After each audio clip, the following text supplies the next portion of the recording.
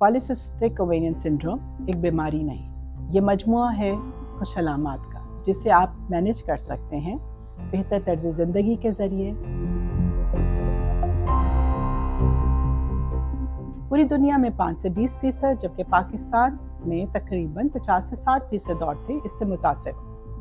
Polycystic ovarian syndrome में ऐसा कौन सा हार्मोनल इम्बैलेंस होता है जो कि ख़वातीन को इफ़ेक्ट, इस हार्मोनल इम्बैलेंस की वजह से ख़वातीन की माहवारी बेकायदा हो सकती है, उनके चेहरे के ऊपर एक्नी, कील मुहासे हो सकते हैं और ख़वातीन के सर के बाल गिरना, लेकिन ऐसी जगहों पे चेहरे या जिस्म पे बालों की ग्रोथ का ज़्यादा होना पॉलीसिस्टिक ओवेरियन सिंड्रोम के सिम्टम्स में शामिल है। तो इसके इलाज के लिए ज़रूरी है कि आपको अपना लाइफस्टाइल बेहतर करना है। लाइफस्टाइल में आपकी खुराक, अब हम पहले खुराक पे फोकस करते हैं।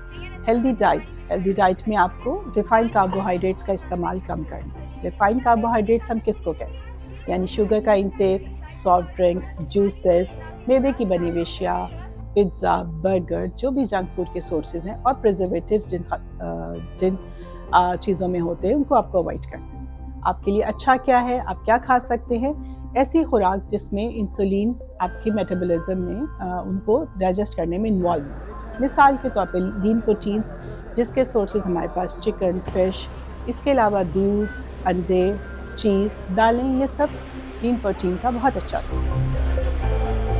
एक्सरसाइज की अगर हम बात करें तो हमारी फिज़िकल एक्टिविटी में रोज़ाना कम से कम 30 से 40 मिनट की एक्सरसाइज ज़रूरी है, जो कि हर रोज़ या कम से कम 5 दिन हफ्ते में करने की ज़रूरत है। इसी तरह जिन ख़वातीन को एंड्रोजन की एक्सेस है और उनके पीरियड्स डिस्टर्ब हैं तो उनको हार्मोनल ट्रीटमेंट्स दी जाती हैं ताकि वो उनका हार्मोनल डिसबैलेंस जो है उसको ठीक करें।